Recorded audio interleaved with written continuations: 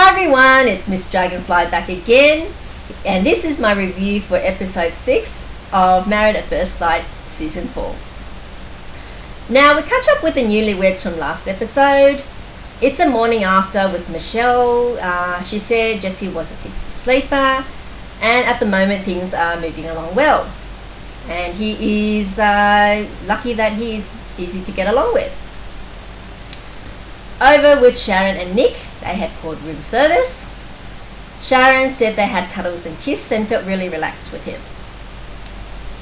Now we see scenes of all the couples getting notified of their honeymoon locations and scenes of them getting on to their honeymoon.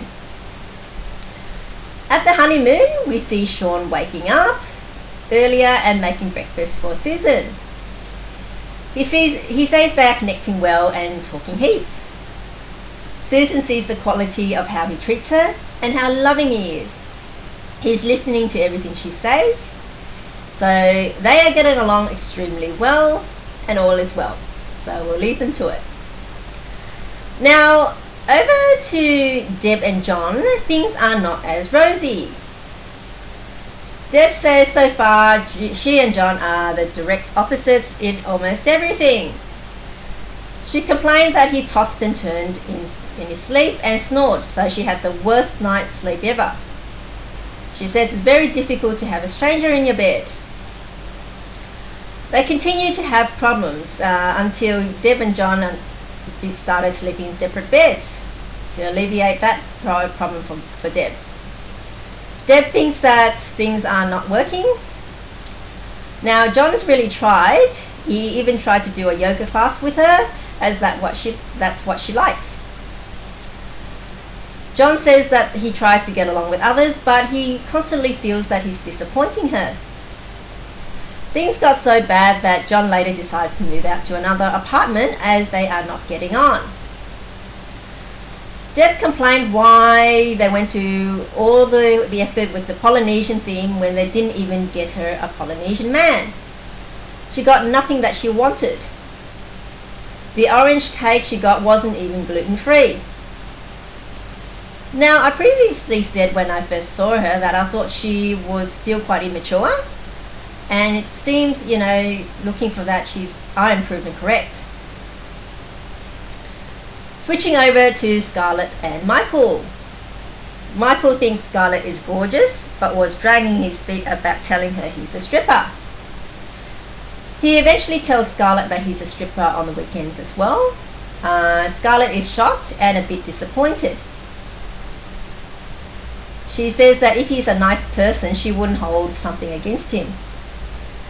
But later on they have problems with Michael admitting that he wanted someone with direction and be established, and he feels like they are more like friends.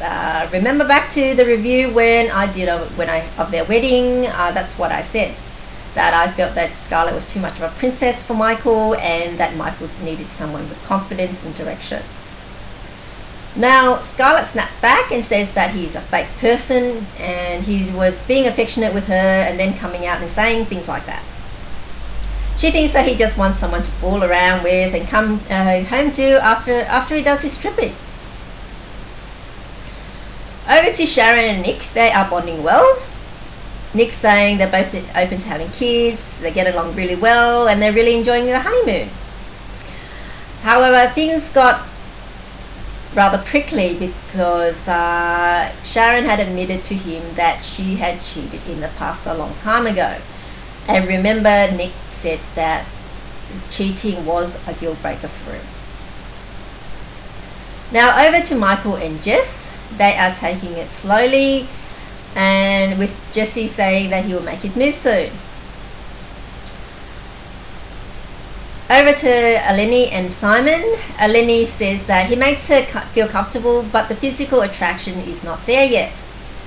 She asked him if the matchmakers did well, and he said yes, he thought they did a great job. She told him he doesn't like his curly long hair, which wasn't a surprise to him. She says that she'll have to decide whether she can take him the way he is or not. That is fair. Now over to Anthony and the cautious Nadia. Anthony says they are sharing some touchy-feely moments, which was nice, but Nadia is keeping her cards close to her chest and doesn't give a lot away. So for the affection side of the things, he's driving the ship and he basically has to make things happen. Nadia says that they're getting along really well, but she's taking it slow because she doesn't want to get hurt, so she's putting the brakes a bit on things. Now over to Jonathan and Cheryl in New Zealand on their honeymoon. He's put in a lot of effort in order to organise a lunch in a wine cellar for her. Cheryl says that he feels like he's starting to like her and they have a bit in common, though he's not the type that she would go for usually, but she knows he's trying. Things got to turn for the worse when Cheryl later admitted to John that she was not attracted to him, and that soured everything from then on. For Vanessa and Anthony, going on to them, they're having problems with their different personalities. I mean, this is exactly as I anticipated on my review of their wedding day. Andy asked her why do something like this when she wouldn't have a problem finding guys. She says that the guys she was with weren't looking for something serious, so that's why she went on the show. We then switched to one of the matchmakers sitting Andrew down and having a talk to him about how he's feeling. He says this is a first for Married at First Sight, where a relationship didn't work out on the very first day, namely the wedding day. Andrew has taken it as a flat-out rejection. They brought Lauren in to explain. Lauren said it's been a very stressful few months and probably wasn't herself on the day. Asked what she thought when she first saw him, she admitted that she was expecting someone taller, as she is quite a tall girl. She says she knows it sounds very vain and awful, and it is. They moved on to talk about the reception, where they had a good banter. Andrew thought things were really going well at that point, and he was attracted to Lauren. Lauren says she was thinking he hadn't had kids before, and she was hoping for someone that had been through a broken marriage, because some people can show empathy, but unless you've been through it yourself, it's not the same. And when they went back to the hotel, when she said that she wears her heart on her sleeve, she was scared of getting hurt, and that was her way of dealing with things. By running away.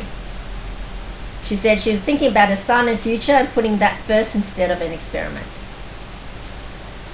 Well, Andrew said he was teaching and mentoring 12-year-olds and loves kids and relates to them very well, which is about the same age as her son. The matchmaker said why they matched them was one of the reasons was because Andrew was an emphatic guy that works well with kids and was happy to be with someone with kids. And then Lauren got emotional. Asked if she wanted to continue with the experiment, she deflected by saying that it's hard for someone to get past what she's done. So they asked Andrew if he can go back into the experiment with Lauren. After a thought, he says no. Lauren admitted that she should have given it more time, but didn't give it a chance. Well, I think Andrew is a great guy and too good for Lauren. I mean, she doesn't deserve him, and I think that Andrew deserves a lot better than Lauren and how she treated him. Well, that's all for this episode. Let me know what you think by leaving your comments below. If you enjoyed the video, then don't forget to like, share and subscribe to be alerted to when my videos get posted. Until next time, bye for now.